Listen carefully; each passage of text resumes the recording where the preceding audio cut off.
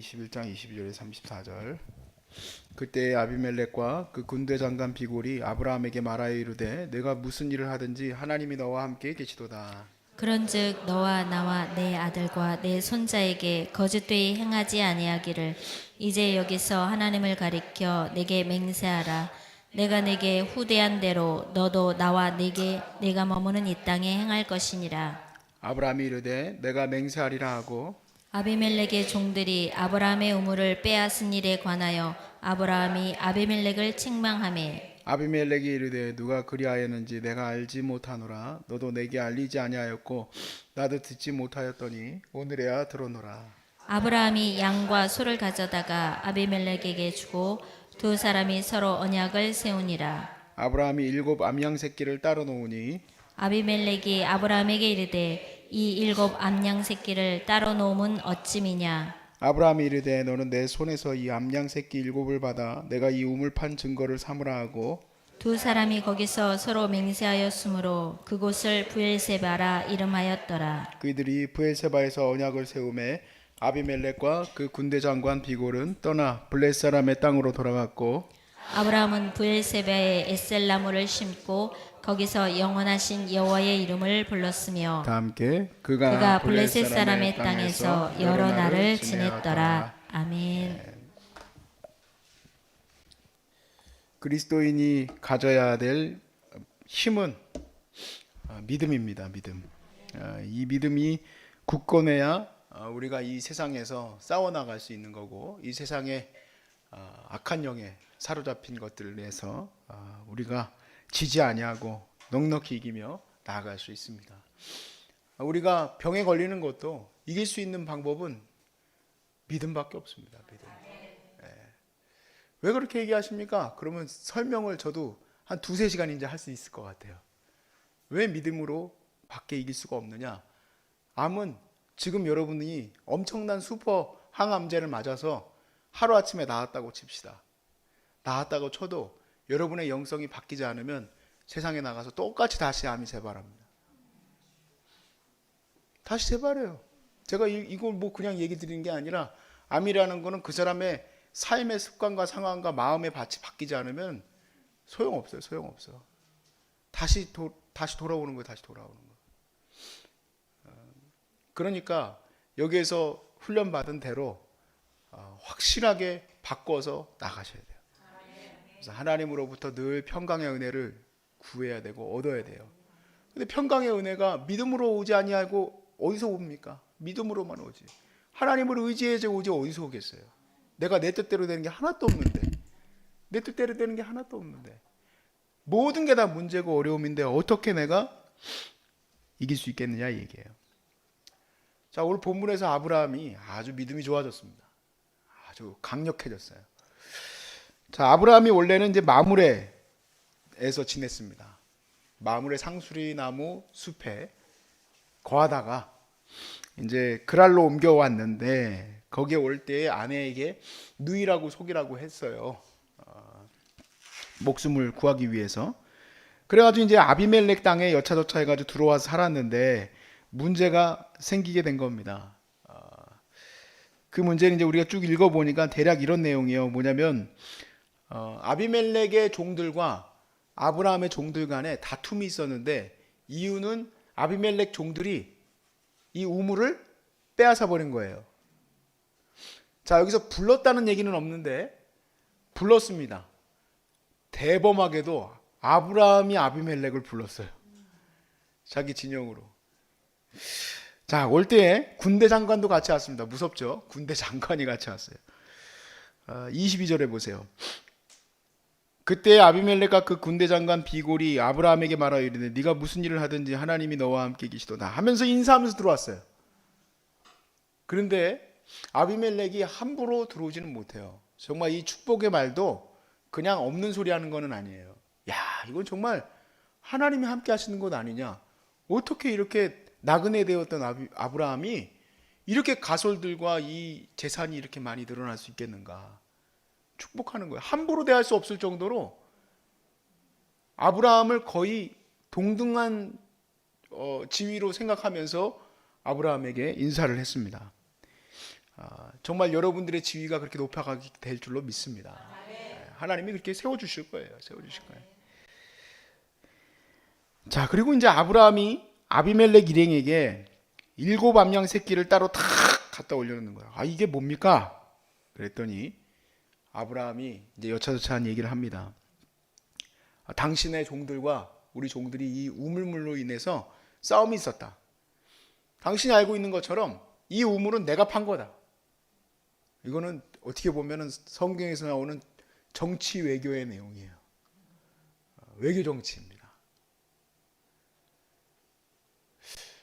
뭐 제가 이전에 어디서 들었던 이제 얘기입니다만은, 우리 인도네시아 선교사님한테 들었던 얘기입니다만은, 인도네시아에서는 우리 이제 외국인의 이름으로 뭐 센터를 짓거나 이렇게 할 수가 없대요. 우리 그러니까 한국인의 이름 그 자격으로 지을 수가 없대요. 그래서 외국인 이제 본토인에게 이렇게 이름을 내서 센터를 짓고 이렇게 하는 게 되는데, 나중에 이제 문제가 생기는 이유가 그 제자죠, 제자. 목사님의 제자가 이제 배신을 하는 거예요. 그래가지고 교회를 팔아버리는 거죠. 얼마나 힘들까요, 그렇죠? 근데 그런 건 아무것도 아니에요. 막 요즘에 중국이 난리가 나기는 했었습니다만은 중국이 조금 강압적이긴 하죠. 그래서 야, 니네들 다 놓고 나가. 그럼 나가야 돼요. 그래서 아주 골치가 아파서 미국에 있는 애플사도 이제 차츰차츰 직원들을 빼내고 있는데, 이번에 아주 사태 때문에 제대로 뺀다고 하더라고요. 지금도 그런데 지금도 내 재산인데 인도네시아법으로 확 뺏어버리고, 또 중국은 뭐 워낙에 뭐 아나무인이니까 너네 마음에 안 들어 가. 그럼 가야 돼요. 지금도 그런데 고대에는 얼마나 더 했겠습니까? 아비멜렉이 아무리 우물을 아브라함이 팠을지라도 그거 내 땅이 하면 끝이에요.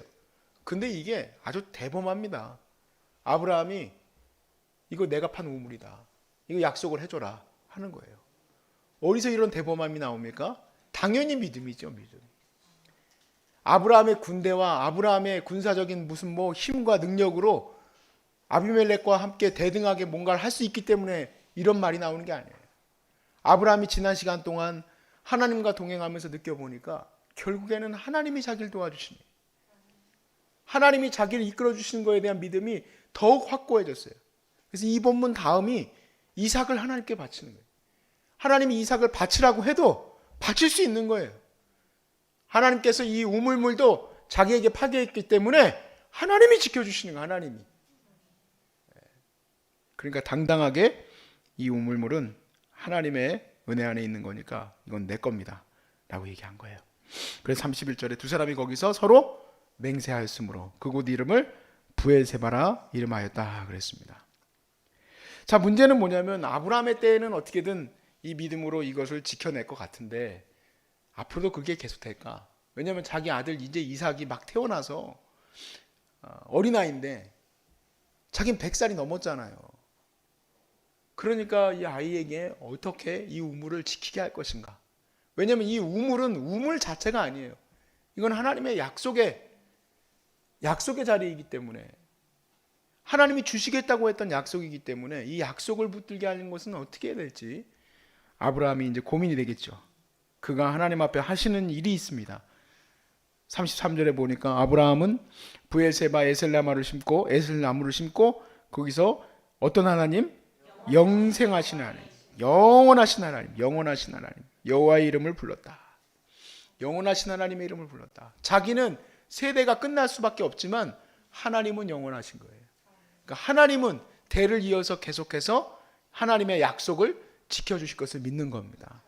하나님의 약속을 지켜주심을 믿으시면 여러분 자녀에 대해서 이것저것 많이 챙겨주려고 안 하셔도 돼요.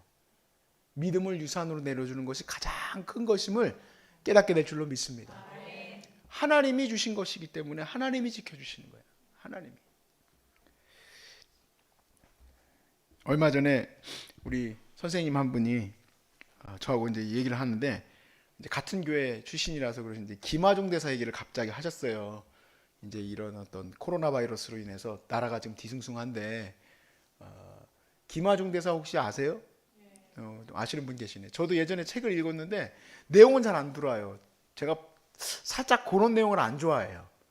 이렇게 막 뭔가 막 기적 일어나고 막 이런 책들 잘 안 좋아해서 안 읽는데, 그래도 아무튼 끝까지 읽었어요. 김하중 대사 얘기를. 잘 생각이 안 났다가 이제 다시 한번 찾아봤어요. 아, 이분이 사스 때 그 중국의 대사였던 거예요. 그걸 어떻게 했었는지를 좀 이제 찾아보려고 제가 다시 이제 살펴봤더니, 아, 이분이 중국 대사 중에서 제일 오랫동안 중국 대사를 했던 분이더라고요. 그리고 정말 귀하신 분이에요. 보니까 기도로서 항상 하나님의 일을 맡아서 감당하려고 하셨는데, 이분이 보니까 이제 굵직한 사건 때 이제 중국 대사로 있었더라고요. 그 사스 때도 있었고, 그리고 황장엽 망명 사건, 황장엽 씨가 이제 중국 통해서 들어오지 않습니까? 이런 이제 큰 일을 할 때에 그때 이제 대사로 있었었고 잘 헤쳐나갔어요.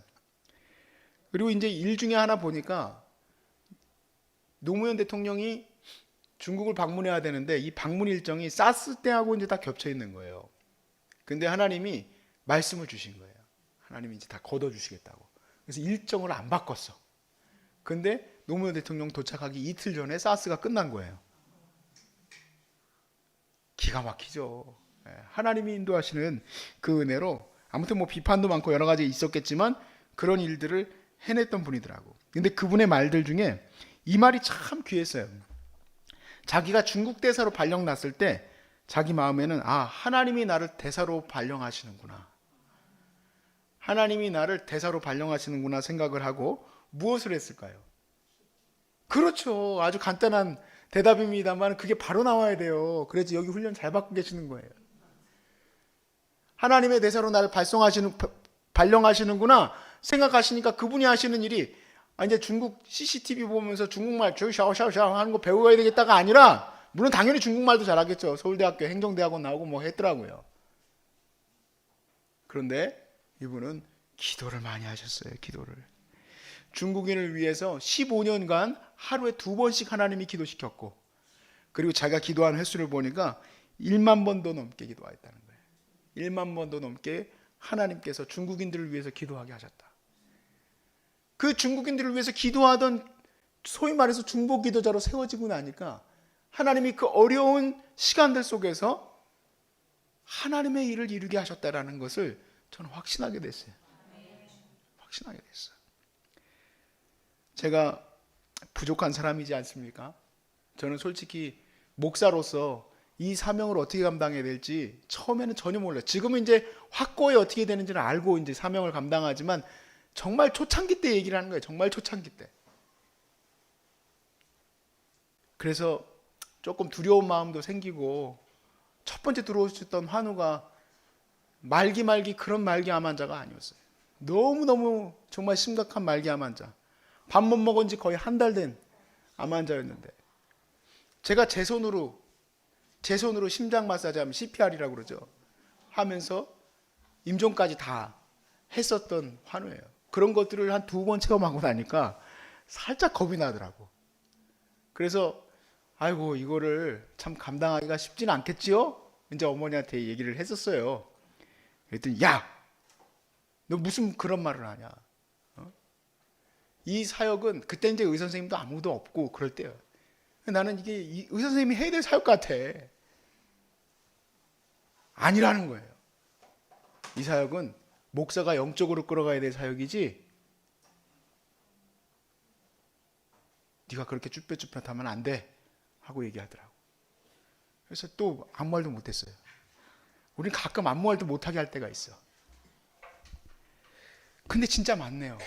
생각을 해보니까, 암을 더 깊이 알면 알수록 생각해보니까 영적인 리더십이 필요하더라고.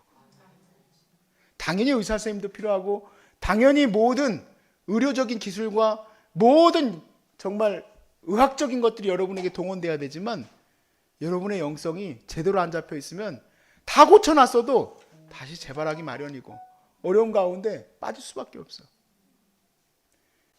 이 무서운 암 앞에 당당하게 맞설 수 있는 힘이 없다 이 얘기예요.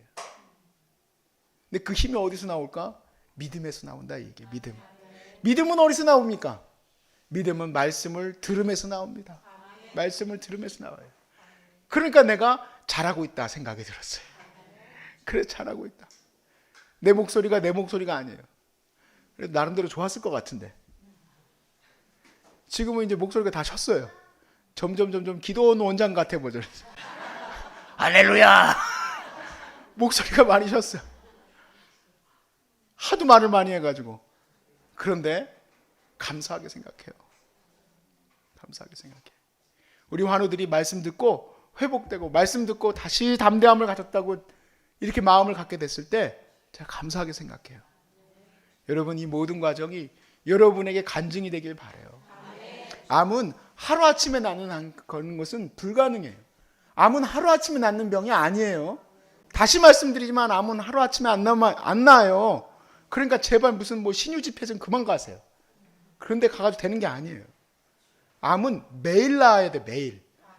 매일에 여러분의 몸도 나아져야 되고 매일 몸에 있는 것뿐만 아니라 상황도 나아져야 되고 마음도 하나님 앞에 잡혀야 되고 습관도 바뀌어야 되고 체질도 바뀌어야 되고 다 바뀌어야 되는데 이거를 하루아침에 낫게 하겠다?